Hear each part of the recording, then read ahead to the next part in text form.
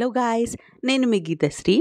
ఈ వీడియోలో మనం అసలు మెడికల్ కోడింగ్ అంటే ఏంటి, కెరీర్ ఆపర్చునిటీస్ ఎలా ఉంటాయని తెలుసుకుందాం. చాలామంది కోర్స్ నేర్చుకుందామని అనుకొని ఒక డైలమాలో ఉండిపోతారు. అసలు ఆపర్చునిటీస్ ఎలా ఉంటాయి, శాలరీ ఎలా ఉంటుంది, కోచింగ్ ఎలా ఉంటుంది, ఏ కంపెనీస్ ఆఫర్ చేస్తున్నాయి, జాబ్స్, ఇలా అన్ని చాలా డౌట్స్తో ఉంటారు. ఈ వీడియోతో అన్ని డౌట్స్ క్లియర్ చేసుకుందాం.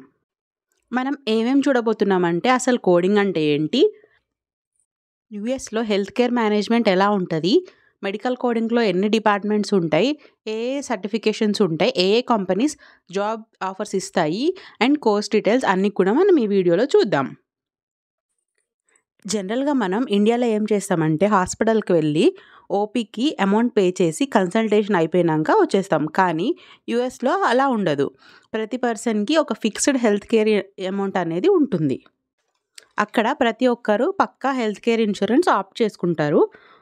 వాళ్ళు ఏం చేస్తారంటే హాస్పిటల్ వెళ్ళి కన్సల్ట్ అయ్యాక అక్కడ పే చేయకుండా వాళ్ళ ఇన్సూరెన్స్ డీటెయిల్స్ అక్కడ డాక్టర్కి ఇచ్చేసి వస్తారనమాట. ఆ డాక్టర్ మళ్ళీ ఆ ఇన్సూరెన్స్ కంపెనీని కాంటాక్ట్ అయ్యి మీ క్లయింట్ మా దగ్గర ఈ డిసీజెస్కి ఈ ప్రొసీజర్స్కి కాంటాక్ట్ అయ్యాడు అని చెప్పి వాళ్ళ పర్టికులర్ అమౌంట్ అనేది క్లెయిమ్ చేసుకుంటాడు. దీన్నే మనం రెవెన్యూ సైకిల్ మేనేజ్మెంట్ అంటాం. ఇక్కడ చూస్తున్నాం కదా మనం దీన్ని. ఇక్కడ పేయర్ అంటే ఇన్సూరెన్స్ కంపెనీ అనమాట, ప్రొవైడర్ అంటే డాక్టర్. ఇక్కడ పేషెంట్ వెళ్ళి ప్రొవైడర్ దగ్గర కన్సల్ట్ అయిన తర్వాత ప్రొవైడర్ మళ్ళీ పేయర్ని కాంటాక్ట్ అవుతాడు. సో తన అమౌంట్ క్లెయిమ్ అవుతుంది. అప్పుడు ఈ పేయర్ నుంచి ప్రొవైడర్కి మనీ రావాలంటే ఇక్కడ మెడికల్ కోడర్ రోల్ చాలా ఇంపార్టెంట్. మనం చేసే ప్రాసెస్ వల్లనే డాక్టర్కి అంటే ప్రొవైడర్కి అమౌంట్ వస్తాయన్నమాట. సో అదెలా అంటే మన మెయిన్ రోల్ ఏంటంటే ఇక్కడ పేషెంట్ కన్సల్ట్ అయిన ప్రతి ఒక్క డిసీజ్కి కానీ ప్రొసీజర్కి కానీ మనం ఒక్కొక్క కోడ్ ఇచ్చుకుంటూ పోతాం. అట్లా ఒక్కొక్క కోడ్కి ఒక్కొక్క అమౌంట్ అనేది ప్రొవైడర్కి క్లెయిమ్ అవుతుంది. సో మీరు ఇదంతా విని అస్సలు కన్ఫ్యూజ్ అవ్వద్దు. జస్ట్ మనం నేర్చుకునే కోర్స్కి అసలు దాని మీనింగ్ అంటే ఏంటి తెలియాలి కాబట్టి మీకు ఇదంతా ఎక్స్ప్లెయిన్ చేశాను. ఇప్పుడు డైరెక్ట్ టాపిక్లోకి వెళ్ళిపోదాం.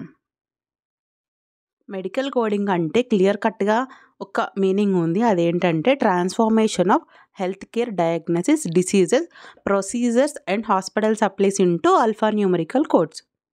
జనరల్గా మెడికల్ కోడింగ్ అంటే అందరూ ప్రోగ్రామింగ్ లాంగ్వేజ్ అలా అనుకుంటారు. ఇది అసలు ప్రోగ్రామింగ్ లాంగ్వేజే కాదు. మీరు ఏ కోడ్స్ గుర్తుపెట్టుకోవాల్సిన అవసరం లేదు. ఇది ఒక health care open book based course అనమాట.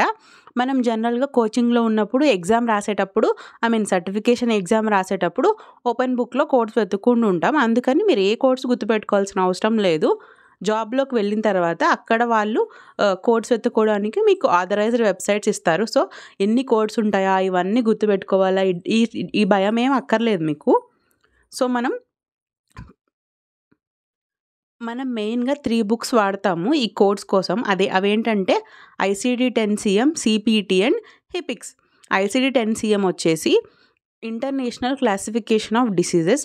ఈ బుక్ని వాడి మనం డయాగ్నోసిస్ అండ్ డిసీజెస్ని కోడ్స్లోకి కన్వర్ట్ చేస్తాం. ఈ బుక్లో దాదాపు 70,000 కోడ్స్ వరకు ఉంటాయి. డయాగ్నోసిస్ అండ్ డిసీజెస్ అంటే జనరల్ డిసీజెస్ ఉంటాయి కదా, డయాబెటీస్, ఫీవర్ లాంటివి. ఇక్కడ వచ్చి మనం ఒక ఎగ్జాంపుల్ చూస్తున్నాము. డయాబెటీస్ కోడ్ వచ్చేసి 119. నెక్స్ట్ వచ్చేసి CPT, కరెంట్ ప్రొసీజరల్ టెర్మినాలజీ. ఈ బుక్లో మనం ప్రొసీజర్స్ అండ్ సర్జరీస్కి కోడ్స్ ఇస్తాం, లైక్ అపెండెక్టమీ ఇలా అన్నమాట. ఇంకా CPT బుక్లోనే మనకు రేడియాలజీ, ప్యాథాలజీ ఇవన్నీ ప్రొసీజర్స్కి కూడా కోడ్స్ ఇంక్లూడ్ అయి ఉంటాయి. మనం ఒక ఎగ్జాంపుల్ చూద్దాం. ఇక్కడ అపెండెక్టమీ కోడ్ వచ్చేసి 44950. నెక్స్ట్ బుక్ వచ్చేసి HCPCS అంటే health care common procedural coding system. ఈ బుక్లో మనం హాస్పిటల్ సప్లీస్ సర్వీసెస్ని కోడ్స్గా కన్వర్ట్ చేస్తాం. హాస్పిటల్ సప్లీస్ అంటే just like ambulance, oxygen, stretchers లాంటివి అనమాట. అండ్ ఈ కోడ్స్ యూసేజ్ అనేది మనకి ఒక్కో డిపార్ట్మెంట్కి చేంజ్ అవుతూ ఉంటుంది.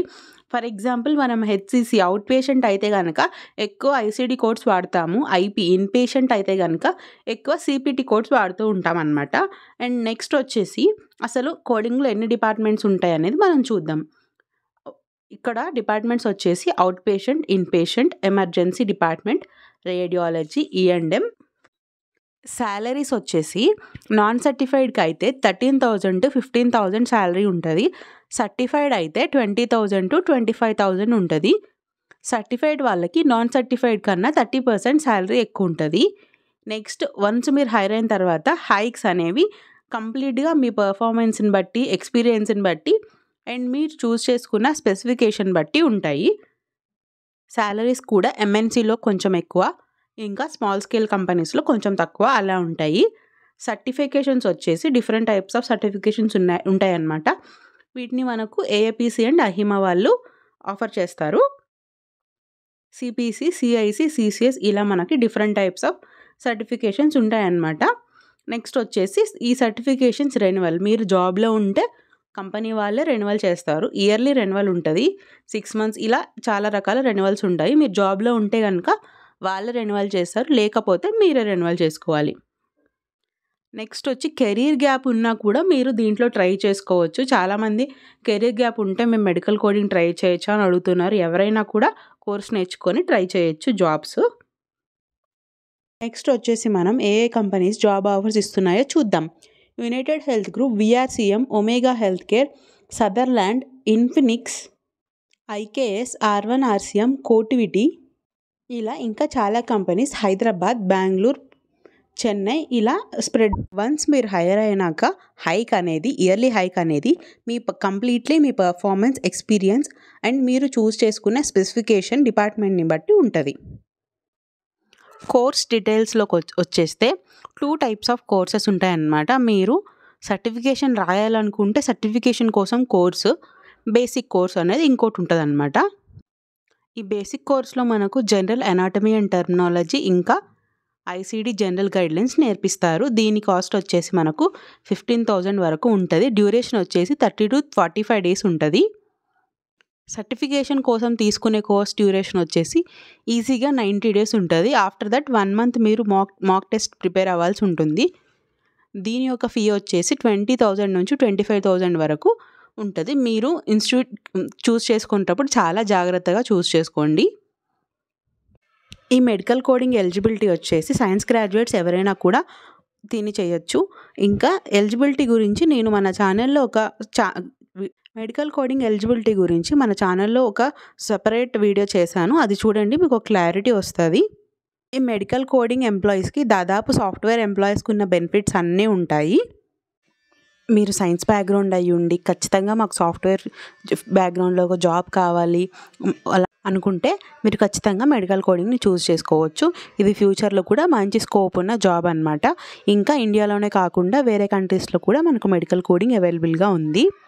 నెక్స్ట్ ఈ సర్టిఫికేషన్ ఎగ్జామ్స్ గురించి కూడా మన ఛానల్లో ఒక క్లియర్ కట్ వీడియో ఉంది. సో మీరు అది కూడా చూసేయండి. అన్ని డౌట్స్ క్లారిఫై చేసుకున్న తర్వాతనే మీరు కోచింగ్లోకి వెళ్ళండి. సబ్స్క్రైబ్ చేయండి, లైక్ చేయండి.